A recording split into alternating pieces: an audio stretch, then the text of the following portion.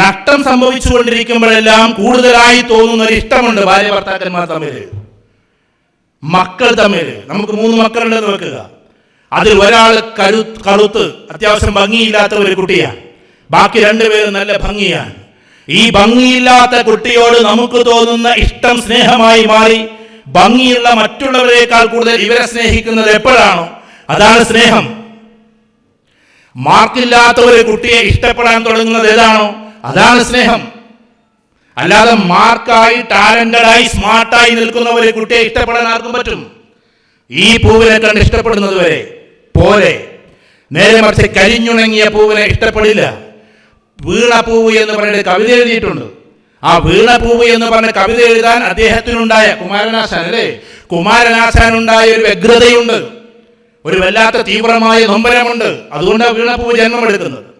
വാഴക്കുല എന്ന് പറയുന്ന കവിതയുണ്ടായത് അതുവരേക്കും ജന്മി കാത്തു സൂക്ഷിച്ചിരുന്ന അല്ലെങ്കിൽ അടിയാൻ കാത്തു സൂക്ഷിച്ചിരുന്ന ആ ഒരു പഴത്തിനെ, ആ ഒരു കുലയെ വെട്ടിക്കൊണ്ടു പോകുന്ന സമയത്ത് അനാഥ ബാലന്മാരെ പോലെ ആ പഴം നഷ്ടപ്പെട്ട് നോക്കി നിൽക്കുന്ന ഒരു വല്ലാത്ത വ്യഗ്രതയുണ്ട്. അതിൽ നിന്നാണ് വാഴക്കുല അല്ലെങ്കിൽ ഈ സംഭവം ഉണ്ടാകുന്നത്. അപ്പൊ ഞാൻ പറഞ്ഞു വരുന്നത്, ഇഷ്ടമെന്ന് പറയുന്നതും സ്നേഹമെന്ന് പറയുന്നതും രണ്ടും രണ്ടാണ്. നമ്മുടെ ഭർത്താവിന് അല്ലെങ്കിൽ ഭാര്യക്ക് അങ്ങോട്ടും ഇങ്ങോട്ടും എല്ലാം നഷ്ടപ്പെട്ടുകൊണ്ടിരിക്കുമ്പോഴും കൂടുതൽ ചേർത്ത് നിർത്തുന്നതിന്റെ പേരാണ് മവദ്ദത്തും റഹ്മത്തും. അല്ലാതെ ഇല്ലാതെയാകുമ്പോൾ ഇങ്ങനെ കുറഞ്ഞേയിരിക്കുന്നതിന്റെ പേരല്ല ഇത്. പരസ്പരം ഇങ്ങനെ സ്നേഹിച്ച് അവസാനം അദ്ദേഹത്തിന് പ്രമേഹ രോഗം വന്നിട്ട് ഒരു കാര്യം നഷ്ടപ്പെടുമ്പോൾ വല്ലാത്തൊരു സ്നേഹക്കൂടുതൽ. ഭാര്യക്ക് തളർവാദം പിടിച്ചിട്ട് കിടപ്പിലാകുമ്പോൾ വല്ലാത്തൊരു സ്നേഹക്കൂടുതൽ. അങ്ങനെ സ്നേഹം കൂടി വരേണ്ടുന്നതിൽ നിന്ന് ഇന്നത്തെ ലോകം മാറി ഉള്ളപ്പോൾ മാത്രം സ്നേഹിക്കുന്ന തരത്തിലേക്ക് വന്നിരിക്കുന്നു എന്നാണ് ഞാൻ ഈ പറയുന്നത്. ഇവിടെ ഇപ്പോ ഫാമിലി നാട്ടിലുള്ളവരുടെ കയ്യിൽ നിന്ന് കേട്ടാണ് നിങ്ങളുടെ കൂട്ടത്തിൽ കുറച്ച് ആൾക്കാരെങ്കിലും ഉണ്ടാവുമല്ലോ, കുറച്ച് ആൾക്കാരേ ഉള്ളൂ, ബാക്കിയൊക്കെ ഫാമിലി ഇവിടെ ഉണ്ട്. ഇവിടെ ഉള്ള ഫാമിലി ഉള്ളവരോട് പറഞ്ഞിട്ട് കാര്യമില്ല. ഇല്ലാത്തവര് നമ്മുടെ മക്കൾ നാട്ടിലാണ് ഫോർ എക്സാമ്പിൾ. അപ്പോൾ വിളിച്ചിട്ട് പറയാണ്, ഉപ്പ നിങ്ങൾ എന്നാ വരിക എന്ന് മകൻ ചോദിക്കാം. മകൻ 9ാം ക്ലാസ്സിലാണ്.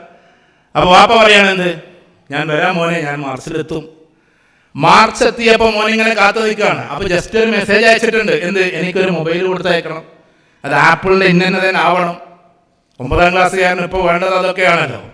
ഏതായാലും അത് വേണമെന്നൊക്കെ ആവശ്യപ്പെട്ട് ഇങ്ങനെ ഇരിക്കുമ്പോൾ മാർച്ചിൽ വാപ്പ വിളിച്ചിട്ട് പറയാണ്, മോനെ എനിക്ക് മാർച്ചിൽ ലീവ് കിട്ടിയിട്ടില്ല, അതുകൊണ്ട് 2 മാസം കൂടി കഴിഞ്ഞിട്ടേ ഞാൻ വരുള്ളൂ. ഇന്നത്തെ തലമുറയിലെ മക്കൾ എന്താ പറയാ നിങ്ങൾ വരണമെന്ന് ഇപ്പോൾ ആരും പറഞ്ഞിട്ടില്ല, ആ മൊബൈലിൻ്റെ കൊടുത്തയച്ചേക്കുന്നത്. പിതാവിനേക്കാൾ മൊബൈലിനെ ഇഷ്ടപ്പെടുന്നത് ആ ഒരു അവസ്ഥയിലേക്ക് നമ്മൾ മാറി.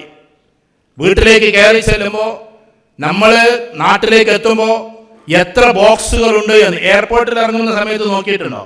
വാപ്പനെ നോക്കുന്നതിനേക്കാൾ മുമ്പ് എത്ര പെട്ടിയുടെ അട്ടിയുണ്ട് എന്നാ നോക്കുക, എനിക്കെന്തൊക്കെ കോപ്പുകളുണ്ട് എന്നാ നോക്കുക.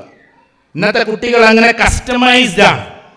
കംപ്ലീറ്റ് വാപ്പയേക്കാൾ ഇഷ്ടം വസ്തുക്കളോടാണ്. അതിന് സിന്തറ്റിക് എന്നാണ് പറയാ.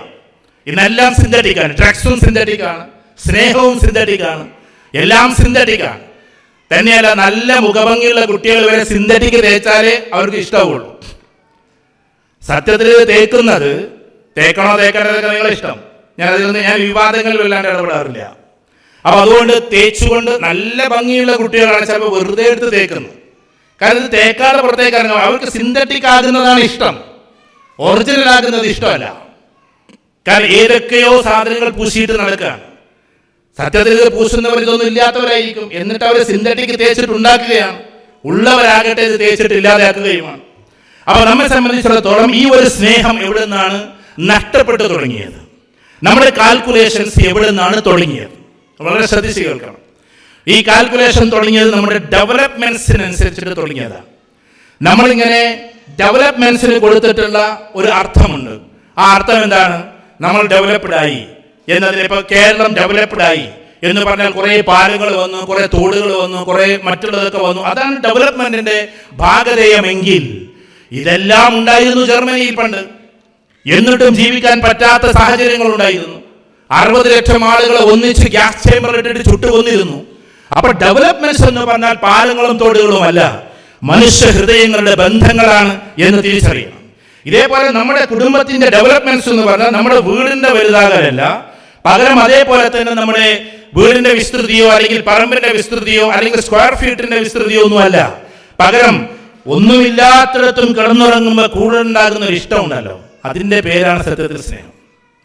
അതിനെ തിരിച്ച് നമുക്ക് പിടിക്കാൻ പറ്റിയാൽ നമ്മുടെ സ്നേഹങ്ങളെല്ലാം വളരെ ഊഷ്മളമുള്ളതാകും. നിങ്ങളത് വെറുതെ ഒന്ന് ചിന്തിച്ച് നോക്കിയാട്ടെ. നമ്മൾ ചെറുപ്പത്തിൽ ആണുങ്ങളോടാണ് കേട്ടോ, പെണ്ണുങ്ങളും അങ്ങനെ ചെയ്തിട്ടുണ്ടാവും. നമ്മൾ 5 പൈസ നയാ പൈസ കയ്യിലില്ലാത്ത കാലത്ത് പാറപ്പുറത്ത് പോയിട്ടിരുന്നിട്ട് ഇങ്ങനെ ഇപ്പുറത്ത് മുസ്തഫി ഉണ്ടാവും, ഇപ്പുറത്ത് സലാമും ഉണ്ടാവും, അപ്പുറത്ത് പ്രവീണും ഉണ്ടാവും. ഇങ്ങനെ ഇരുന്നിട്ട് ഇങ്ങനെ ആ പാറപ്പുറത്ത് ഇരുന്നിട്ട് നിന്റെ കയ്യിൽ പൈസ ഉണ്ടടാ, ഇല്ല ചായ കുടിക്കാൻ പൈസ ഇല്ലാത്തൊരു കാലം ഉണ്ടായിരുന്നു. നിങ്ങൾക്ക് ഓർമ്മ ഉണ്ടോ എന്നറിയില്ല. നല്ല രസമുള്ള പാരൻസിൻ്റെ അടുത്തുണ്ടെങ്കിലും തരുമൊന്നുമില്ല. അങ്ങനെ ഒരു കഷ്ടപ്പെട്ടൊരു ഇരുത്തുണ്ടല്ലോ. ആ സ്നേഹം ഉണ്ടോ ഇപ്പോൾ എല്ലാം ഉണ്ടായിട്ട് നമ്മൾ ഇരിക്കുമ്പോൾ? ഇല്ല. അപ്പൊ ഇല്ലായ്മയിൽ ഇരിക്കുന്ന ഒരു വല്ലാത്തൊരു സ്നേഹമുണ്ട്, അന്നത്തെ ഒരു ബോണ്ടിങ് ഉണ്ട്. ആ ബോണ്ടിങ് പിന്നെ നഷ്ടപ്പെട്ടത് എപ്പോഴാ? മുസ്തഫയും സലാമും ഈ പറയുന്ന പ്രവീണും സുലൈമാനും ഒക്കെ ഡെവലപ്പായപ്പോൾ ഇതൊക്കെ പോയി. അപ്പൊ ചില ഡെവലപ്മെന്റ്സുകൾ നമുക്ക് ചില എന്തുണ്ടാക്കും, ഒരു പ്രാക്ടിക്കൽ അവസ്ഥയിൽ നിന്ന് മാറി നമ്മളെ സിന്തറ്റിക് ആക്കിയിട്ട് മാറ്റും. അപ്പൊ സിന്തറ്റിക് ഹാപ്പിനെസ്സിന് കൂടുതൽ നമ്മൾ ഇഷ്ടപ്പെടും. ഇപ്പൊ നമ്മുടെ ഭർത്താവിന്റെ കയ്യിലുള്ളത് ഒരു ജസ്റ്റ് ഒരു ഫോർഡ് കാറാണെങ്കിൽ ആ കാർ മാറ്റിയിട്ട് ഒരു ലെക്സസ് ആക്കുമ്പോൾ നമ്മുടെ ഇഷ്ടം കൂടും. മനസ്സിലായോ? കാരണം മെറ്റീരിയൽസിനനുസരിച്ച് ഇഷ്ടം ഇങ്ങനെ വിൽക്കാൻ തുടങ്ങിയിരിക്കുകയാണ് ഇപ്പൊ നമ്മൾ.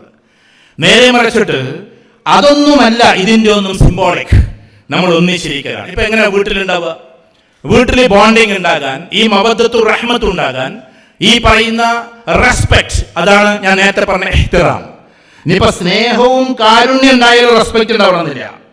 കാരുണ്യം ഉണ്ടാവും, പക്ഷെ റെസ്പെക്ട് എന്നൊരു മ്യൂച്വൽ റെസ്പെക്ട് ആണ്. നമ്മൾ സംസാരിക്കുമ്പോൾ ദേഷ്യം വരുമ്പോൾ 3 minutes ഫോക്കസ് എന്ന് പറഞ്ഞൊരു സാധനമുണ്ട്. ദേഷ്യം വരുന്ന സമയത്ത് 3 minutes കഴിഞ്ഞിട്ട് സംസാരിക്കാവുന്നു. ആരാ ഇപ്പോൾ അതൊക്കെ പാലിക്കുന്ന ആൾക്കാർ ഇവിടെ ഉള്ളത്? അതൊരു ഡേഞ്ചറസ് 3 minutes എന്നാണ്.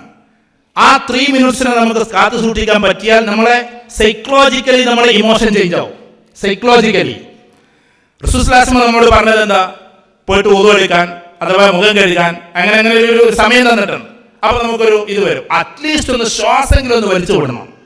പണ്ട് ഉമ്മയൊക്കെ നമ്മൾ അടിക്കാൻ വരുമ്പോ കുരുത്തക്കേടുകൊണ്ട് ആ സമയത്ത് ഉമ്മമാർക്ക് ഒരു നീട്ടി ശ്വാസം വലിയ വിടുന്നുണ്ട്. നമ്മളൊന്ന് വെറുതെ ഒന്ന് ആലോചിച്ച് വെക്കും. നമ്മളെ മുമ്പിൽ വിടല, പിന്നെ ഉമ്മരുന്ന് അടി ഉണ്ടാവില്ല. ആ വിടൽ വിട്ടാൽ ഞങ്ങൾ ഗിയർ ചേഞ്ചിങ് എന്നതിന് പറയാം. മനസ്സിലായോ? അന്നത്തെ കാലത്ത് ഇങ്ങനെ വന്നിട്ട് കൊണ്ട് ഓങ്ങിയ നല്ലയാൾ വിട്ടാ പിന്നെ ഇല്ല, പിന്നെ അടിയിൽ നിന്ന് നമ്മൾ പേടിക്കേണ്ടത്. ആ വിടൽ വിട്ടിട്ടില്ലതോ ഇല്ലയോ നല്ല പൂരം നമുക്ക് കിട്ടും. അപ്പൊ ദേഷ്യം വരുമ്പോൾ ആ ഒരു 3 minute ഉണ്ടല്ലോ, ഈ ഒരു സൈക്കോളജിയിൽ പറയുന്നത് 3 minute കാക്കാത്തത് കൊണ്ട് ലോകത്തിൽ ഒരുപാട് കൊലപാതകങ്ങൾ ഉണ്ടായിട്ടുണ്ട്, ഒരുപാട് വലിയ വലിയ പ്രശ്നങ്ങൾ ഉണ്ടായിട്ടുണ്ട്. ചിലപ്പോൾ ലോകമഹായുദ്ധം തന്നെ, അത് പറയുമ്പോൾ നമുക്ക് തോന്നുന്നത് എന്താ ഇങ്ങനെയെന്ന്. ലോകമഹായുദ്ധം ഉണ്ടാവാനുള്ള കാരണം എന്താ? ഒരു വിദ്യാർത്ഥി വെടിവെച്ചതാണ്. അതിന് മുമ്പ് കുറെ കാരണങ്ങൾ ഉണ്ടായിട്ടുണ്ട്. അത് 5th ആപ്പിൾ ആയിരുന്നു. ബ്രിട്ടീഷുകാർ പറഞ്ഞൊരു പ്രയോഗമാണ്, ഇറ്റ്സ് എ 5th ആപ്പിൾ. എന്താ അങ്ങനെ പറഞ്ഞാൽ?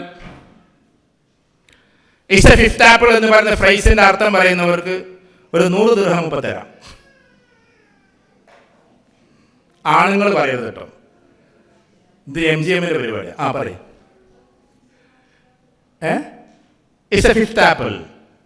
2 ആൾക്കാർ തമ്മിൽ വഴക്ക് കൂടുമ്പോൾ സത്യത്തിൽ നന്നായിട്ട് ലാംഗ്വേജ് അറിയുന്നവർ അതിലൂടെ വന്നു കഴിഞ്ഞാൽ, ലാംഗ്വേജ് അറിയുന്നവരാണെങ്കിൽ ഈ പ്രയോഗം പ്രയോഗിക്കാം. Don't worry, it's A 5th apple എന്ന് പറയും. മനസ്സിലായോ? കിക്ക് ദ ബക്കറ്റ് എന്ന് പറഞ്ഞാൽ എന്താ അർത്ഥം? ലിറ്ററേച്ചർ പഠിച്ച ആരോടെ ഇല്ലേ? ഷേക്സ്പിയർ കിക്ക് ദ ബക്കറ്റ് എന്ന് പറഞ്ഞാൽ അതിൻ്റെ അർത്ഥം കൊല്ലലാണ്. അതിൻ്റെ അർത്ഥം കൊല്ലാണ്, മരിക്കലാണ് എന്നാണ് കിക്ക് ദ ബക്കറ്റ്. നമ്മൾ അതിന് അർത്ഥം കൊടുക്കൽ എന്താ? ബക്കറ്റിനെ കിക്ക് ചെയ്തു എന്നാണ്. അത് ഷേക്സ്പിയർ ആണ് പറഞ്ഞതെങ്കിൽ കിക്ക് ദ ബക്കറ്റ് മീൻസ് അവിടെ നമ്മൾ മനസ്സിലാക്കുന്ന ഡെത്ത് അല്ലെങ്കിൽ കിൽ. ഇതേപോലെ ഇറ്റ്സ് എ 5th ആപ്പിൾ എന്ന് പറഞ്ഞാൽ ആപ്പിൾ 4 കട്ടിയിലിട്ടു, അപ്പുറത്തെ ത്രാസിലിട്ടു, കട്ടി 1 കിലോ ഇവിടെയും പെട്ടു. സാധാരണ ഒരു ആവറേജ് ഒരു കട്ടി 1 കിലോന്റെ കട്ടിയല്ലേ. 4 ആപ്പിൾ അവിടെ ഇട്ടു. 5ാമത്തെ ആപ്പിൾ ഇടുമ്പോഴാണ് ഇത് തൂങ്ങുക, ആവറേജ് ആപ്പിൾ. ഈ 5ാമത്തെ ആപ്പിൾ അല്ല സത്യത്തിൽ ആ തൂങ്ങലിന് കാരണം. അതിന് മുമ്പ് 1 ഉണ്ട്, 2 ഉണ്ട്, 3 ഉണ്ട്, 4 ഉണ്ട്. ഇത് എല്ലാം എന്താണ്? അതിന്റെ റീസൺ തന്നെയാണ്. 5ാമത്തെ ആപ്പിൾ വീണതോട് കൂടിയിട്ടാണ് അത് സംഭവിച്ചത്. ലോകമഹായുദ്ധത്തിന്റെ കാരണങ്ങൾ അങ്ങനെയാണ്. പൊളിറ്റിക്കൽ റീസൺ ഉണ്ടാവും, എക്കണോമിക് റീസൺ ഉണ്ടാവും, ജോഗ്രഫിക്കൽ റീസൺ ഉണ്ടാവും, അല്ലേ? ഇങ്ങനെ പല റീസണും അതിന്റെ അവസാനത്തിൽ സഡൻ റീസൺ എന്ന് പറഞ്ഞ റീസൺ ഉണ്ടാവും. സ്കൂൾ പഠിച്ചപ്പോൾ മറന്നിട്ടില്ലല്ലോ? ക്വിക്ക് റീസൺ അല്ലെങ്കിൽ സഡൻ റീസൺ എന്ന് പറഞ്ഞത് എന്താ? ഒന്നാം ലോക മഹായുദ്ധം ഉണ്ടാക്കാനുള്ള ഈ കാരണങ്ങളൊക്കെ കഴിഞ്ഞിട്ട് ഒരു പ്രത്യേക കാരണം ഒരു വിദ്യാർത്ഥി വെടിവെച്ചു എന്നുള്ളതാണ്. അത് 22 രാജ്യങ്ങൾ തമ്മിലുള്ള യുദ്ധമായിട്ട് കൺവേർട്ട് ചെയ്യാണ്. അപ്പൊ ഞാൻ പറഞ്ഞു വരുന്നത്, ആ കുട്ടിയെങ്ങാനും ഒരു 3 മിനിറ്റ്, അതാണ് സൈക്കോളജി പറഞ്ഞത്, ഒരു 3 മിനിറ്റ് ശ്രമിച്ചിരുന്നുവെങ്കിൽ ഒരു പക്ഷേ ലോകമഹായുദ്ധത്തെ തന്നെ ഇല്ലാതാക്കാമായിരുന്നു. ഇങ്ങനെ ഇതൊരു എക്സാജറേഷൻ അല്ല, ഒരു 3 മിനിറ്റിന്റെ എഫക്റ്റ് ആണ് ഈ പറയുന്നത്. അപ്പോൾ നമ്മൾ തമ്മിൽ എന്തെങ്കിലും ഭാര്യ ഭർത്താക്കന്മാർ തമ്മിൽ ഒരു വിഷയമുണ്ടായാൽ ആദ്യത്തെ 3 മിനിറ്റ് എന്ന് പറയുന്നത് വളരെ ക്രൂഷ്യലാണ്. ആ 3 മിനിറ്റിൽ നമുക്ക് ക്ഷമിക്കാൻ പറ്റുന്ന അത്രയും ക്ഷമിക്കാം. അതിന്റെ അർത്ഥം 3 മിനിറ്റിന് കഴിയട്ടെ എന്നിട്ട് 4ാമത്തെ മിനിറ്റിൽ ഞാൻ കാണിച്ചു തരാം, അങ്ങനെയല്ല. ആ 3 മിനിറ്റോട് കൂടിയിട്ട് അത് ഇല്ലാതെയാകണം. അതിനുള്ള എന്തൊക്കെ സൈക്കോളജിക്കൽ ടിപ്സ്, ദീനീപരമായ അതിലേക്കാൾ സൈക്കോളജിയേക്കാൾ വരും നമുക്ക് ദീനാണ്. ആ ദീനിയായ ടിപ്സ് ഉണ്ടോ അത് മുഴുവൻ നമ്മൾ ചെയ്തിരിക്കണം. അപ്പൊ നമ്മെ സംബന്ധിച്ചിടത്തോളം ഒന്നാമത്തെ കാരണം പ്രണയമില്ലാത്ത കാരണമാണ്. അപ്പൊ ഞാൻ നേരത്തെ പറഞ്ഞ ഒരു കുട്ടി, ആ കുട്ടി മരണപ്പെട്ടു. ആ കുട്ടിയുടെ ഡ്രസ്സ് കാണുമ്പോൾ ഉണ്ടാകുന്ന ഒരു ഇഷ്ടമുണ്ടല്ലോ. ഇവിടെ അധികം കുട്ടികളില്ലാന്ന് തോന്നുന്നു, ഇത് കപ്പിൾസിന്റെ ട്രെയിനിങ്ങിനാണല്ലോ. അല്ലാണ്ട് കുട്ടികളില്ല, 4 കുട്ടികളുണ്ടായാലും മനസ്സിലാക്കാൻ നല്ലതാണ്. എപ്പോഴെങ്കിലും നിങ്ങൾ എന്നെങ്കിലും ഭർത്താവിന്റെ ടീഷർട്ട് ഇങ്ങനെ നെഞ്ചിൽ ചേർത്തുകൊണ്ട് കിടന്നുറങ്ങിയിട്ടുണ്ടെങ്കിൽ ദാറ്റ് ഈസ് ലവ്. പക്ഷേ കേരളത്തിലെ കുട്ടികൾ അധികം ഒന്നും പ്രതീക്ഷിക്കണ്ട. ഞാൻ കേരളത്തെ മോശമാക്കല്ലോ കേട്ടോ, എല്ലാവരും അല്ല, കുറച്ച് ആൾക്കാരെങ്കിലും. കാരണം എന്താണെന്ന് ചോദിച്ചാൽ ആ ഒരു പ്രണയ ലോകത്തിലേക്ക് നമുക്ക് കടക്കാൻ പറ്റിയിട്ടില്ല. പ്രണയം എന്ന് പറഞ്ഞാൽ ഭാര്യ ഭർത്താക്കന്മാർ തമ്മിൽ പ്രണയിക്കണം എന്നാണ് ഖുർആൻ പറഞ്ഞിട്ടുള്ളത്. നമ്മൾ ബെഡ്റൂമിൽ കിടന്നിട്ട് നമ്മൾ തന്നെ ഞങ്ങളെ കുറിച്ചല്ല പറഞ്ഞു കേട്ടോ, ഹായ് അയക്കും. ആർക്ക്? ഇന്നേ വരെ ഭാര്യയ്ക്ക് ഒരു ഹായ് അയച്ചിട്ടുണ്ടാവില്ല, ഇന്നേ വരെ ഭാര്യ ഭർത്താവിനൊരു ഹായ് അയച്ചിട്ടുണ്ടാവില്ല, മോനെ എന്നുള്ളൊരു വിളി വിളിച്ചിട്ടുണ്ടാവില്ല. കാരണം നമ്മുടെ നാട്ടിൽ മോനെ എന്നുള്ള വിളിയൊന്നുമില്ലല്ലോ. ഡാ മോനെ സുഖല്ലേ എന്ന് ഭർത്താവിനോട് മെസ്സേജ് അയക്കാനുള്ള സ്വാതന്ത്ര്യം ഭാര്യക്കുണ്ട്. ഭർത്താവിനെ മോനെ എന്ന് വിളിക്കാൻ നമ്മളെ നാട്ടിൽ കാക്കാന്ന് വിളിച്ചാൽ മാത്രമേ ഇതൊക്കെ ശരിയാവുള്ളൂ. എന്തായാലും റസൂൽ സ്വല്ലല്ലാഹു അലൈഹി വസല്ലമയുടെ കാലത്ത് ഞാനിതൊരു സ്പീച്ച് പറഞ്ഞിട്ടുണ്ട്, ഒരിക്കലും ഫാത്തിമ ബീവി അലി റളിയല്ലാഹു തന്നെ അലിക്കാക്കാന്ന് വിളിച്ചിട്ടില്ല. ഞാൻ പറഞ്ഞു മനസ്സിലാവുന്നുണ്ടോ? അതിന് നമ്മളെ ആണുങ്ങൾ ഈഗോട്ടിക്കായിട്ട് കാര്യമൊന്നുമില്ല. കാരണം ഞാനൊരാളാണ്. നമ്മൾ പറയാം, ഉദാഹരണത്തിന് സ്നേഹത്തോട് കൂടിയിട്ട് എന്താ മോനെ സുഖല്ലേ എന്ന് ചോദിച്ചാൽ, ഇന്നത്തെ കാലത്ത് അതൊക്കെ ഉണ്ട് കേട്ടോ, ഏതെങ്കിലും അമ്മായിമാരെ ഇല്ലാതാക്കാൻ നിൽക്കണ്ട. ഞാൻ പറയാം, എന്താ മോനെ സുഖല്ലേ എന്നതൊരു പ്രണയത്തിന്റെ വാക്കാണ്, ഒരു സ്നേഹത്തിന്റെ വാക്കാണ്. അല്ലാതെ നിങ്ങൾ എന്ന് വിളിച്ചാൽ മാത്രമേ സ്നേഹാവൂ എന്നുള്ളതൊന്നുമില്ല. യാ അലി, എന്റെ പ്രിയപ്പെട്ട അലി എന്നായിരുന്നു ഫാത്തിമ ബീവി എപ്പോഴും അലിയെ വിളിച്ചിരുന്നത്. കാരണം റസൂലുള്ളാഹി സ്വല്ലല്ലാഹു അലൈഹി വസല്ലമയുടെ പ്രിയപ്പെട്ട പത്നിയാണ്, അങ്ങേയറ്റത്തെ മര്യാദയുള്ള ആളാണ്, അദബിന്റെ അങ്ങേ തലയാണ്. പക്ഷെ എന്നിട്ടും ഭർത്താവിന് അങ്ങനെ വിളിക്കാനേ അറബിയിൽ ഓപ്ഷനുള്ളൂ. അപ്പൊ നമ്മെ സംബന്ധിച്ചിടത്തോളം നമ്മുടെ ആചാരപ്രകാരം, നമ്മുടെ അനുഷ്ഠാന പ്രകാരമുള്ളതല്ല കാര്യം, പകരം പേര് വിളിക്കാനുള്ള ഒരു അനുവാദം കൂടി കൊടുക്കുമ്പോഴാണ് ഒരു സ്നേഹം ഉണ്ടാകുന്നത്. നമുക്കത് ബ്രേക്ക് ചെയ്യലും വലിയ പണിയായിരിക്കും. ആൾക്കൂട്ടത്തിൽ നിന്ന് വിളിക്കണ്ട, എന്റെ ഭാര്യനോട് സുലൈമാനെ ഇവിടെ വന്ന എന്ന് ആൾക്കൂട്ടത്തിൽ നിന്ന് വിളിക്കണമെന്നില്ല. ആൾക്കൂട്ടത്തിൽ നിന്ന് വിളിക്കുമ്പോൾ ചിലപ്പോൾ നമുക്ക് പ്രശ്നമായിരിക്കും. എപ്പോഴും മനസ്സിലായോ? നേരെ മറിച്ചിട്ട് ഒറ്റക്കൊറ്റക്കുള്ള സന്ദർഭങ്ങൾ നമ്മൾ യാത്ര ചെയ്യാറുണ്ട്. ഈ യാത്ര ചെയ്യുന്ന സമയത്ത് നമ്മളാകെ യാത്ര പോലെ എങ്ങനെയാണ് ഒന്ന് ആലോചിച്ച് നോക്കിയാൽ, ഒന്നുകിൽ യാത്ര പോകും ഫ്രണ്ട്സിനുമായിട്ട്, അത് നിങ്ങൾ സമ്മതിച്ചു കൊടുക്കണം കേട്ടോ. ഞാൻ ഇപ്പോൾ പെണ്ണുങ്ങളോട് പറയാം, കാരണം ഈ ലോകത്തിൽ ഏറ്റവും കൂടുതൽ നമ്മൾ ആദരിക്കേണ്ടുന്ന സ്നേഹിക്കേണ്ടുന്ന ഒരു കൂട്ടർ ഫ്രണ്ട്സാണ്. ഞാൻ വെറുതെ പറഞ്ഞതല്ല. കാരണം നമ്മുടെ എല്ലാ പ്രശ്നങ്ങൾ ഉണ്ടാകുമ്പോൾ ഓടിയെത്തുന്നത് കുടുംബക്കാരേക്കാൾ വേഗത്തിൽ ആരായിരിക്കും? ഫ്രണ്ട്സ് ആയിരിക്കും. കുടുംബക്കാർ ചിലപ്പോൾ, കുടുംബക്കാരെ മോശമാക്കല്ല, കുടുംബത്തിലെ ഫ്രണ്ട്സ് ആണെങ്കിൽ ഒന്നും കൂടി നല്ലത്. എളാപ്പാന്റെ മൂത്താപ്പാന്റെ മക്കളൊക്കെ നമ്മൾ ഭയങ്കര ഫ്രണ്ട്സ് ആണെങ്കിൽ വേഗം ഓടിയെത്തും. കാരണം കുടുംബ ബന്ധം വേറെ, ഫ്രണ്ട്സ് ബന്ധം വേറെ. അപ്പോൾ ഫ്രണ്ട്സ് എന്ന് പറഞ്ഞാൽ നമുക്ക് ഉണ്ടാകേണ്ടതാണ്. അപ്പോൾ journey with friends, travel with friends, അത് നമ്മൾ അനുവദിച്ചു കൊടുത്തേ പറ്റൂ. ആ സമയത്ത് അവർ തമ്മിലുള്ള ഡയലോഗ്സ് ഉണ്ട്. നിങ്ങളും അങ്ങനെ പോകണമെന്ന് ഞാൻ പറയും. ഇപ്പം അങ്ങനത്തെ ഭയങ്കര സംഭവങ്ങളൊക്കെ ഇറങ്ങിയിട്ടുണ്ട്. അത് എത്രത്തോളം വേണം വേണ്ടത് നിങ്ങൾ തീരുമാനിച്ചോളൂ. പെണ്ണുങ്ങൾ എല്ലാവരും കൂടിയിട്ട് യാത്ര, ഭർത്താവ് വഴിക്കേ വരരുത് എന്നൊക്കെ പറഞ്ഞ പെണ്ണുങ്ങന്മാരുണ്ട്. ആയിക്കോട്ടെ, അനുവദിക്കപ്പെട്ട രീതിയിലാണെങ്കിൽ കുഴപ്പമില്ല. ആണുങ്ങളും അനുവദിക്കപ്പെട്ട രീതിയിൽ പോകണം. ആ ഒരു രീതിയിൽ നമ്മൾ ഫ്രണ്ട്സിന്റെ കൂടെ യാത്ര ചെയ്യുന്നു, അതൊരു യാത്രയാണ്. ജേർണി വിത്ത് മീ, എന്നോടൊപ്പമുള്ള എൻ്റെ യാത്ര എന്ന് പറഞ്ഞാൽ എനിക്ക് ചിന്തിക്കണമെങ്കിൽ, എനിക്ക് യാത്ര ചെയ്യണമെങ്കിൽ, എനിക്ക് ഓരോ സ്ഥലത്ത് പോയി ഇരിക്കണമെങ്കിൽ, വെറുതെ പോകുന്ന സമയത്ത് എന്തെങ്കിലും എഴുതി വെക്കണമെങ്കിൽ ഞാൻ ഒറ്റയ്ക്ക് യാത്ര ചെയ്യണം. അത് ഒറ്റയ്ക്ക് യാത്ര ചെയ്യുന്ന അത്ര നല്ലതല്ല എന്ന് ദീനി വേർഷനുണ്ട്. പക്ഷെ ഒറ്റയ്ക്ക് യാത്ര ചെയ്യാൻ അനുവാദമുണ്ട്. വലിയ ദൗത്യത്തിന് വേണ്ടി മുആദ് ബിൻ ജബൽ റളിയല്ലാഹു തആല യാത്ര തിരിച്ചത് ഒറ്റയ്ക്കാണ്. എല്ലാറ്റിനും ദീന തെളിവുകളുണ്ട്. മുആദ് റളിയല്ലാഹു തആലയുടെ കൂടെ ആരുമില്ല. ആ സമയത്ത് മുആദ് റളിയല്ലാഹു തആല യാത്രയാക്കാണ്. ചരിത്ര ഗ്രന്ഥങ്ങൾ നിങ്ങളൊന്ന് നോക്കി. മുആദ് റളിയല്ലാഹു തആല റസൂലുള്ളാഹി സ്വല്ലല്ലാഹു അലൈഹി വസല്ലമയ്ക്ക് ഏറ്റവും ഇഷ്ടപ്പെട്ട സഹാബാക്കളിൽപ്പെട്ട ഒരാളാണ്. വിദേശത്തേക്ക് യാത്രയാക്കുമ്പോൾ പോയി ദൗത്യങ്ങളെല്ലാം ചെയ്തു വരണം എന്ന് പറയുന്ന റസൂലുള്ളാഹി അറിയാം. എന്നിട്ട് പറയുന്നുണ്ട്, മുആദ് നീ വരുന്ന സമയത്ത് ഒരു പക്ഷേ ഞാൻ ഉണ്ടാകണമെന്നില്ല. കാരണം ഇദാ ജാഅ നസ്റുല്ലാഹി വൽ ഫത്ഹ് എന്ന് പറയുന്ന സൂറത്തും ഇറങ്ങിക്കഴിഞ്ഞു. അതുകൊണ്ടാണ് ഈ പറഞ്ഞത്. കൂട്ടം കൂട്ടമായി അവർ വരുന്നു എന്നൊക്കെ പറഞ്ഞിട്ട് അവസാനത്തെ ആയത്തുകളൊക്കെ ഇങ്ങനെ ഇറങ്ങി എന്നതുകൊണ്ടാണ് ശ്വാസം അങ്ങനെ പറഞ്ഞത്. നിങ്ങൾ ഈ ദൗത്യം കഴിഞ്ഞ് വരുമ്പോൾ ഞാൻ ഉണ്ടാകണമെന്നില്ല. എന്നിട്ട് ഇങ്ങനെ കരഞ്ഞ് യാത്രയാക്കുകയാണ്. നെഞ്ചത്ത് കൈവച്ചു. ആ രംഗങ്ങളൊന്ന് കാണാൻ ഹദീസുകൾ കാണാം.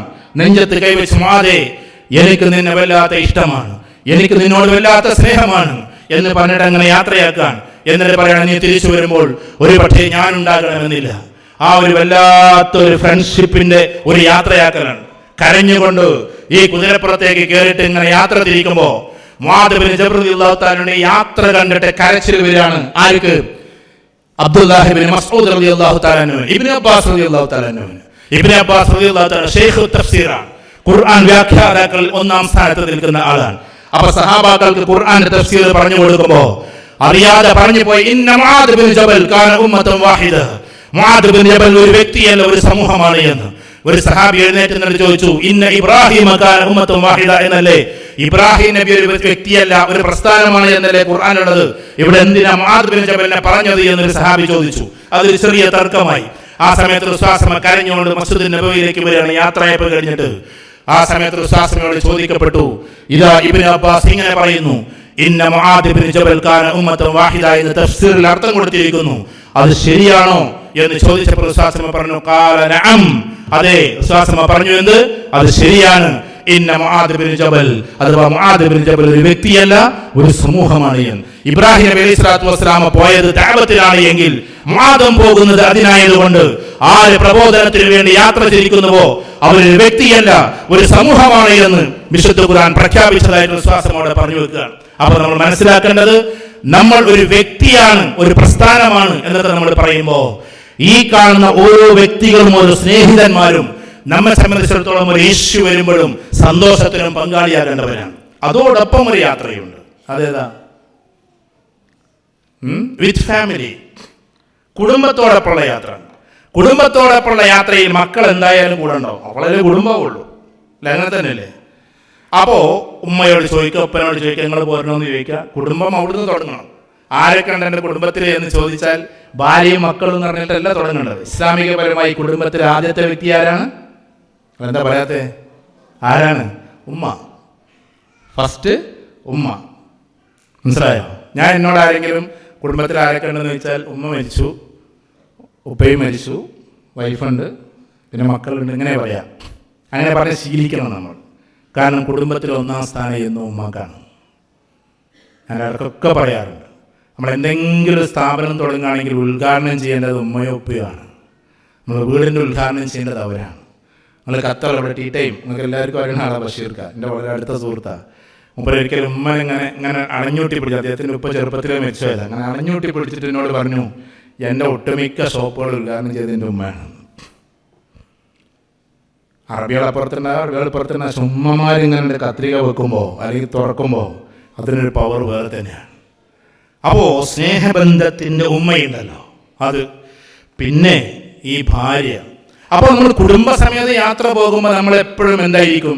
ഒരു ലീഡർഷിപ്പിലായിരിക്കും ആണുങ്ങൾ ഉണ്ടാവുക. ഒന്നാമത്തെ ലീഡർഷിപ്പ് പൈസ വേണമെന്നുള്ളതാണ് അല്ലേ? കോഴിക്കോട്ടേക്ക് പോകുമ്പോൾ മിക്ക ആൾക്കാരും ചോദിക്കും, ഹൈലൈറ്റിൽ പോകണോ അതോ കടപ്പുറത്ത് പോകണോ? അപ്പോൾ ഈ സാധുവിൻ്റെ മനസ്സിലെന്താണെന്ന് പറയുക, ഹൈലൈറ്റ് പോയാൽ ചുരുങ്ങിയത് 25,000 രൂപ പൊട്ടും പർച്ചേസ് മറ്റേതെന്ന് പറഞ്ഞിട്ട്, കടപ്പുറത്ത് പോയാൽ പിന്നെ 4 നെല്ലിക്ക് 4 മാങ്ങി അവിടെ ഉള്ളൂ, അത് തിന്നിട്ട് പോരാം. അവർ കാൽക്കുലേഷൻ ഉണ്ടാവും. നിങ്ങൾ ടെക്സ്റ്റൈൽസ് പോയാലും ജ്വല്ലറി പോയാലും തളർന്നിരിക്കും. ആദ്യം ചായ വന്നു കൊടുക്കലായിരിക്കാൻ തുടങ്ങി അവർക്കതറിയാം. സോഫയിൽ ഇങ്ങനെ ഇരിക്കുന്ന ആളുകൾ ഞാൻ എന്തൊക്കെയാണ് എടുക്കുക, പഠിച്ചോനെ എൻ്റെ പോക്കറ്റിൽ നിന്ന് ആവുമല്ലോ എന്ന് വിചാരിക്കുന്ന ആണുങ്ങളാണ്. ഇന്നിപ്പോൾ എൻ്റെ ഞാനിപ്പോൾ ഒരു കാര്യം കാണിച്ചു. എൻ്റെ മോള് എന്നോട് ചോദിച്ചു, നാളെയും മറ്റന്നാളും കല്യാണം ഉണ്ട് അവൾ കൂട്ടുകാരിൻ്റെ. അപ്പോൾ എന്നോട് ചോദിച്ചു, ഉപ്പ ഞാൻ ഡ്രസ്സ് എടുക്കട്ടെ, അപ്പോൾ പിന്നെ എന്താ ചെയ്യാന്ന് ചോദിച്ചു. അപ്പോൾ ഞാൻ ഇവിടുന്ന് അവിടെ ATM കാർഡ് അവിടെ ഉണ്ട്, പോയി എടുത്തോ എന്ന് പറഞ്ഞു. അവിടെ എടുക്കുമ്പോൾ ഇങ്ങനെ എനിക്ക് മെസ്സേജ് ചെയ്യാനുണ്ടല്ലോ എത്രയാണ് പോയത് എന്നുള്ളത്. അപ്പോൾ ഞാൻ അങ്ങനെ അയച്ച് പർച്ചേസൊക്കെ കഴിഞ്ഞു വന്നു. അപ്പോൾ അവിടെ ഒരു ചെറിയ നായക്കുട്ടിയുടെ ഒരു സ്റ്റിക്കർ ഇങ്ങനെ ഇട്ട് ഇങ്ങനെ നോക്കുന്നത്, ചീത്ത പറയലി എന്നുള്ള സ്റ്റിക്കർ ഉണ്ടല്ലോ. പെൺകുട്ടികൾ അങ്ങനെയാണ്, അത് രസമാണ്, നല്ല രസകരമായ പ്രോസസ്സിംഗ് ആണ്. പെണ്ണുങ്ങൾ ആനന്ദിക്കട്ടെ, മക്കൾ നല്ല സമൂഹത്തിൽ നല്ല ഉഷാറായിട്ട് നടക്കട്ടെ.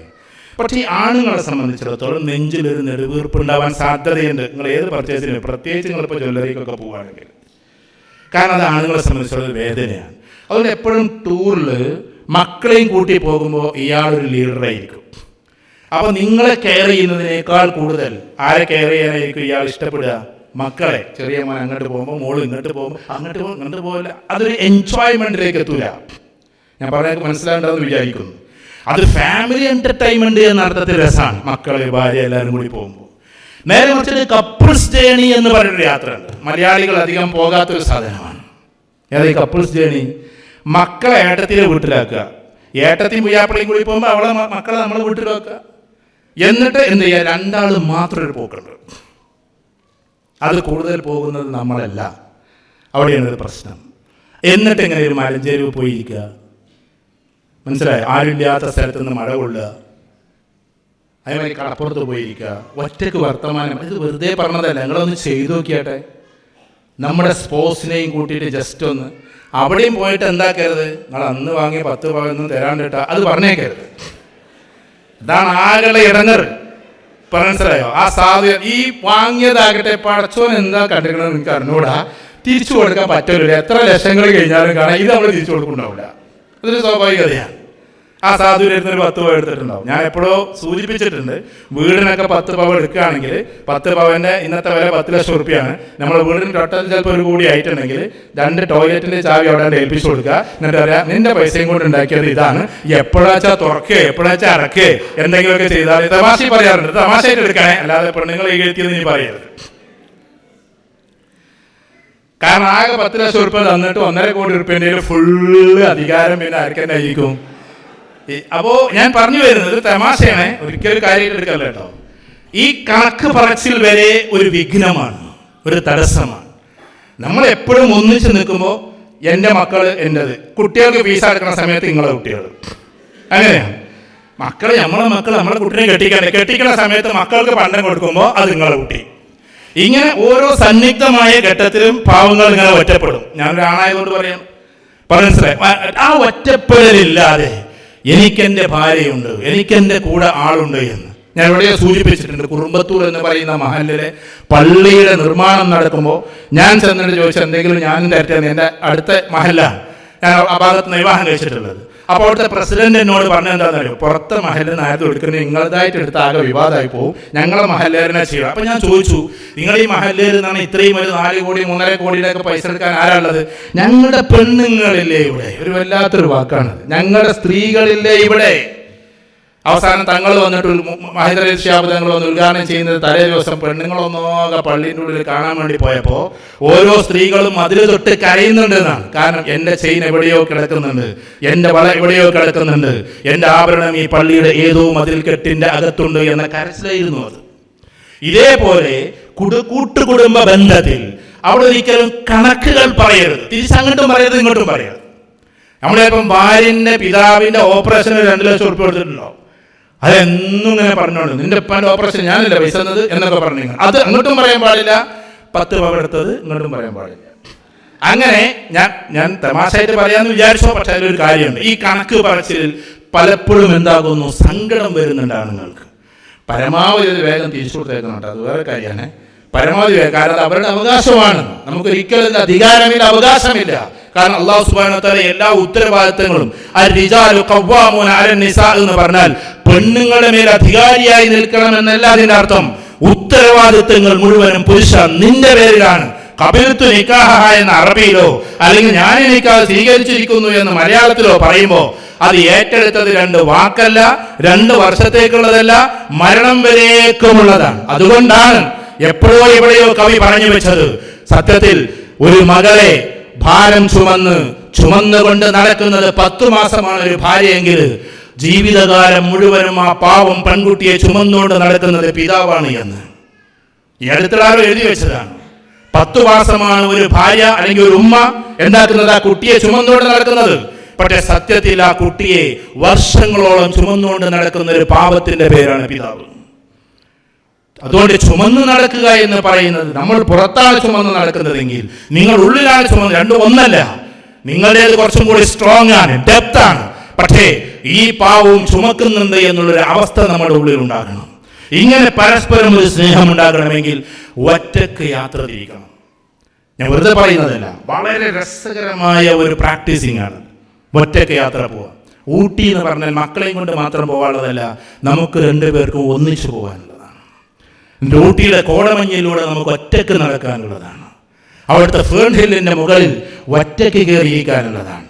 മക്കൾക്കിടത്തൊക്കെ ഒന്ന് ഫോൺ വിളിക്കുക, എന്തൊക്കെ സുഗന്ധനല്ലേ ചോറ് കഴിച്ചില്ലെന്നൊക്കെ, മനസ്സിലായി? അങ്ങനെ ഉപ്പയും ഉമ്മയും മാത്രമായിട്ടുള്ള യാത്രയുണ്ട്. ആ യാത്രയിൽ റസൂലുള്ളാഹി സ്വല്ലല്ലാഹു അലൈഹി വസല്ലമയുടെ തെളിവുകളുമുണ്ട്. റസൂലുള്ളാഹി സ്വല്ലല്ലാഹു അലൈഹി വസല്ലം സ്വന്തം പേരമക്കളെ എപ്പോഴും കൂടെ കൊണ്ട് നടക്കുമായിരുന്നു. പക്ഷെ ഒരു ദിവസം ആയിഷ റളിയല്ലാഹു തആല അൻഹയുമായിട്ട് പുറത്തേക്ക് പോയി. എങ്ങോട്ടാണ് പോയതെന്ന് ആർക്കും അറിയില്ല. അവിടെ വെച്ചിട്ടാണ് ഓട്ട മത്സരം ഉണ്ടാകുന്നത്. ആയിഷ റളിയല്ലാഹു തആലനെ ചോദിക്കാൻ നമ്മൾ രണ്ടാളും കൂടെ ഒന്ന് ഓടി നോക്കല്ലേ. ഇന്നെങ്ങാനും ഭർത്താക്കന്മാരോട് ഭാര്യ പറഞ്ഞിട്ടുണ്ടെങ്കിൽ ഒരു അവസ്ഥ ചോദിക്കാം, നമ്മളൊന്ന് ഓട്ട മത്സരം. ആയിഷ റളിയല്ലാഹു തആല ഈ കാണുന്ന 1400 വർഷങ്ങൾക്ക് മുമ്പേ, അതിനിപ്പോ 1400 പറഞ്ഞ് 1400 നമ്മൾ നിൽക്കുകയാണ് ഇപ്പോഴും, അതിലും കുറെ വർഷങ്ങൾക്ക് മുമ്പേ ആയിഷ റളിയല്ലാഹു തആല ചോദിക്കാൻ നമ്മൾ ഓതല്ലേ, ഓടി അള്ളാഹുവിന്റെ റസൂൽ സ്വല്ലല്ലാഹു അലൈഹി വസല്ലം ആയിഷ ബീവിയും ആദ്യത്തെ തവണ പവർഫുൾ ആയതുകൊണ്ട്, അള്ളാഹുവിന്റെ റസൂൽ സ്വല്ലല്ലാഹു അലൈഹി വസല്ലം അള്ളാഹു സൃഷ്ടിച്ച സൃഷ്ടികളിൽ ഏറ്റവും മനുഷ്യരിൽ ഏറ്റവും ശക്തവാനായതുകൊണ്ടും അള്ളാഹുവിന്റെ റസൂൽ സ്വല്ലല്ലാഹു അലൈഹി വസല്ലം വിജയിച്ചു ആ ഓട്ടത്തിൽ. അപ്പൊ ആയിഷ റളിയല്ലാഹു തആലക്ക് ഒരു സങ്കടമായി, ഒരു ചിണുങ്ങലായി. അപ്പൊ ആയിഷ ബീവി അങ്ങോട്ട് ചോദിക്കാൻ, നമ്മൾ ഒന്നും കൂടി ഓടല്ലേ എന്ന്. ഓടാം ആയിഷ എന്ന് പറഞ്ഞപ്പോ, എന്നിട്ട് ആയിഷ ബീവി കരഞ്ഞുകൊണ്ട് പിന്നീട് ഫാത്തിമ ബീവിയോട് ഈ കഥ പറയാണ്, മോളെ ഫാത്തിമ, എനിക്ക് വേണ്ടി നിന്റെ പിതാവ് തോറ്റു തന്നു എന്ന്, ജയിക്കുമായിരുന്നിട്ടും തോറ്റു തന്നു എന്ന്. ആ ഒരു തോറ്റുകൊടുക്കലുണ്ടല്ലോ, ഭാര്യമാരടക്കൊക്കെ ജയിക്കണമെന്നൊരു തോറ്റുകൊടുക്കൽ. ആ തോൽവി പോലും എന്താണെന്നറിയോ, അതൊരു വല്ലാത്ത ജയമാണ്. സംഭവം ഇവിടെ സിനിമാ കഥ പറയുന്നതൊന്നും ശരിയല്ലെങ്കിൽ ഞാൻ സിനിമ കാണാറൊന്നുമില്ല, പക്ഷെ ഒരു ചെറിയൊരു ബൈറ്റ് പോലെ ഒന്ന് കണ്ടു. അതിൽ പ്രശസ്തനായ ഒരു ഹോളിവുഡ് നടൻ ഇങ്ങനെ പഞ്ചഗുസ്തിയിൽ ഏർപ്പെടും. നിങ്ങളൊക്കെ കണ്ടിട്ടുണ്ടാവും ഒരു പക്ഷേ. അപ്പുറത്താകട്ടെ ശക്തനായ എതിരാളിയാണ്. അങ്ങനെ അവസാനത്തെ ലാസ്റ്റ് മത്സരമാണ്. അതിലൊരു മെസ്സേജ് ഉണ്ട്, അത് മാത്രമേ ഞാൻ പറഞ്ഞത്, അല്ല സിനിമയുടെ കഥ പറയില്ല. ആ മെസ്സേജിൽ ഇങ്ങനെ ഇയാൾ ജയിക്കാൻ പോവാണ്, ഇതിലെ ഹീറോ ജയിക്കാൻ പോവാണ്. അപ്പൊ ഈ അപ്പുറത്തുള്ള ആൾക്കൂട്ടത്തിലേക്ക് സങ്കടത്തോടെ ഒരു നോട്ടുണ്ട്. അപ്പൊ നോക്കുമ്പോ കാല് നഷ്ടപ്പെട്ട ഒരു കുട്ടിയാണ് നിൽക്കുന്നുണ്ട്, ഇയാളുടെ കുട്ടിയാണ്. ആ കുട്ടി ഇങ്ങനെ സങ്കടത്തിൽ നോക്കുകയാണ്, പിതാവ് ഇങ്ങനെ തോൽക്കുന്നത്. ആ സമയത്ത് ഇയാൾ ഇങ്ങനെ തോറ്റു കൊടുക്കുകയാണ്. തോറ്റിട്ട് ഇങ്ങനെ അയാളങ്ങോട്ട് തോറ്റു കൊടുത്തതോടുകൂടി ആ കുട്ടിയുടെ ചാടിക്കളിയും ആ കുട്ടിയുടെ സന്തോഷവും ആ കുട്ടിയുടെ ധാരണ എൻ്റെ പിതാവ് അയാളെ തോൽപ്പിച്ചു എന്നുള്ളതാണ്. ആ സമയത്ത് നിസ്സഹായമായി മനുഷ്യന് ഹീറോനെ ഇങ്ങനെ നോക്കുന്നുണ്ട്. സൽമാൻ ഖാനാണതിൽ, സൽമാൻ ഖാൻ ഇങ്ങനെ നോക്കുന്നുണ്ട്. സത്യത്തിൽ ആ ഒരു തോറ്റുകൊടുക്കൽ വലിയൊരു മെസ്സേജാണ്. ഭർത്താക്കന്മാർ ഭാര്യമാർക്ക് തോറ്റു കൊടുക്കുക എന്നത് വാക്ക് പറയുന്ന ചിലപ്പോൾ അവർക്ക് ഭയങ്കരമായിട്ട് കസർത്തി പറയാനുണ്ടാവും. ആ പറച്ചിലിന്റെ സമയത്ത് ഒന്ന് തോറ്റു കൊടുക്കുക എന്നത് അനിവാര്യതയാണ്. ഇതേപോലെ ഭർത്താക്കന്മാർ പറയുന്ന സമയത്ത് നിങ്ങളും തോറ്റു തരിക എന്നത് നിർബന്ധമുള്ള കാര്യമാണ്. ഇതൊരു ഫിലോസഫിയായിട്ട് പറഞ്ഞു പോലല്ല, പ്രാക്ടിക്കലി നിങ്ങളൊന്ന് ചിന്തിച്ച് നോക്കിയാട്ടെ. എന്ത് രസമുണ്ടാവുന്ന അറിയാം. ഭർത്താവ് ഇങ്ങനെ, നിന്നോട് ഞാൻ പറഞ്ഞതല്ലേ അങ്ങനെ ഇസ്തിരിട്ട് വെക്കണം, ഞാൻ പരിപാടിക്ക് പോകണമെന്ന് എനിക്ക് അറിഞ്ഞുകൂടെ എന്നൊക്കെ പറയുമ്പോൾ ഇങ്ങനെ പോയിട്ട് മേത്തക്ക് ഇങ്ങനെ തലോട്ടൊരു മുട്ടും കൊടുത്തൊരു സ്നേഹത്തോടു കൂടി വർത്തിക്കുന്ന ഒരു ഭാര്യയോട് പിന്നെ അയാൾ എന്ത് ഇസ്തിരി പറയാനാണ്. നേരെ മറിച്ചിട്ട് അതിന് ഇവിടെ ഓവർകം ചെയ്തുകൊണ്ട് ഡയലോഗ് ഇങ്ങനെ കാഴ്ച അത് പുറത്തേക്ക് ഇട്ടുവിടാനില്ലേ, നിങ്ങളിത് പോകുമ്പോൾ അകത്തിട്ടാണ് ഞാൻ എങ്ങനെ മനസ്സിലാക്കുന്നത് ഇസ്തിരി ഇടാനാണ്. പിന്നെ ആ ഇസ്തിരി ഒന്നും നടക്കൂല, വൈകുന്നേരം വരെ ഇസ്തിരിയോട് ചുളിയില്ല. കാരണം എന്താണെന്ന് വെച്ചാൽ ആ സമയത്ത് അവരോട് ചെയ്യേണ്ടുന്ന ഒരു മെത്തേഡ് ഉണ്ട്. എന്താണ്? സ്ട്രോങ് ആയിട്ട് ഇങ്ങോട്ട് വരുന്ന സമയത്ത് അങ്ങോട്ട് വരും. ചിലപ്പോൾ അവർ മുത്തൊക്കെ കൊടുക്കുമ്പോൾ ചിലപ്പോൾ ദേശമൊക്കെ പിടിച്ചിട്ട് അടിക്കാനൊക്കെ വരും. എന്നാലും ആ രംഗമുണ്ടല്ലോ, മൊമെന്റ്സ് ക്രിയേറ്റ് ചെയ്യാന്ന് പറയും. മൊമെന്റ്സ് ക്രിയേറ്റ് ചെയ്യും. നമുക്കിപ്പോൾ കൃത്യമായിട്ടൊരു മൊമെന്റ് ഒന്നുമില്ല. ചിലപ്പോൾ കാണാൻ കൗൺസിലിങ്ങിന് പെണ്ണും ഭാര്യയൊക്കെ ഭർത്താവും ഭാര്യയും കൂടി വന്നിരിക്കും. ഞാനിപ്പോൾ കൗൺസിലിംഗ് ഇല്ലേ, ആരും എന്നെ വിളിക്കരുത് ദയവ് ചെയ്തിട്ട്. പണ്ട് നടന്നതിൻ്റെ കഥ പറയാം. അപ്പോൾ ഇങ്ങനെ വന്നിരുന്നിട്ട് ഇങ്ങനെ പറയും, പിന്നെ ഞാൻ ഭർത്താവിനോട് പറയും, ഭർത്താവ് ഭയങ്കര സമർത്ഥനാണ്. മിക്കവാറും ഭർത്താക്കന്മാർ പറഞ്ഞിട്ട് അങ്ങോട്ട് ഈ ഭാര്യ ഒന്നുമില്ലാത്ത രീതിയിൽ അവതരിപ്പിക്കും. അപ്പൊ ഈ സാധു ഇങ്ങനെ ഇരിക്കും. എന്നിട്ട് എന്നെ നോക്കിയിട്ട് ഇങ്ങനെ പറയും, എന്താ മോളെ നിനക്ക് പറയാനുള്ളത്? ഒന്നും പറയല്ലേ സാറേ, കാരണം ഒക്കെ ഔട്ടായി പോയിട്ടുണ്ടാവും. ആ സാധു എന്ത് ചെയ്യും? ചില വായാടികളായ പെണ്ണുങ്ങളുണ്ടാവും. അത് ഭയങ്കര രസമാണ്.